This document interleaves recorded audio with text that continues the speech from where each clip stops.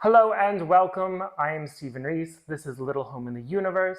This is our introduction to our layered meals series. In this series, we will be going over how to make each meal of that day a little bit easier by either adding on to the day prior's meal or by cooking in a different kind of manner. An example of this is when we turn our oven on to roast a chicken, we're going to roast squash and we're going to roast the eggplant for meal 3 and 4. When we cook dark greens, for instance, we're going to cook all of them, but we're going to create a simple dark green base that we can then bump up and bump down to pair with our dinners throughout the week. With this being said, in this series, you'll find that I don't focus too heavily on the sides. I focus more on what my entree is going to be. I like to allow myself to be very flexible when I go to the grocery store and choose vegetables. I think that it's important for us as we learn together to cook that we don't get too locked into this recipe calls for zucchini, so I have to get zucchini. Instead, we want to look at it more generally. This recipe is delicious with a side vegetable. Let's go to the grocery store, see what looks appealing, see what's affordable, and then learn how to create a side based off of what that vegetable is that would go well with whatever the main element that we're cooking.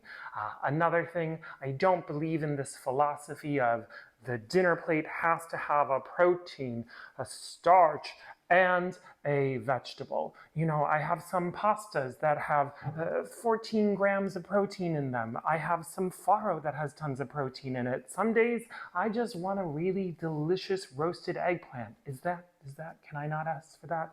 And I think the answer is yes. We're allowed to structure our week and think about it as a week-long food journey instead of what's on the plate that day. So we're trying to create this wonderful, harmonious diet around our whole week. A fun thing when you are going grocery shopping, I don't know if you do this, but maybe this is a helpful little tip.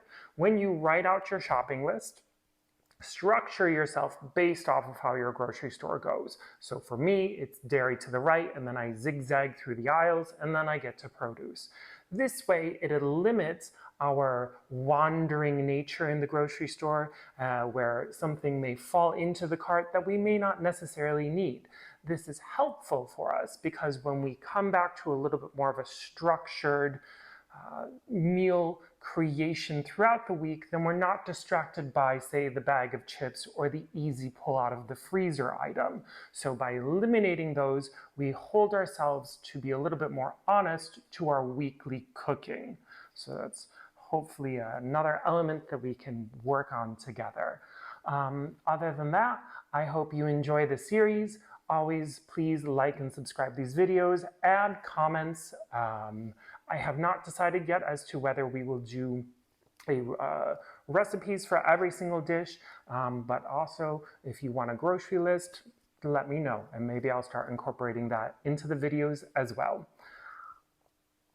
Yes, enjoy the series.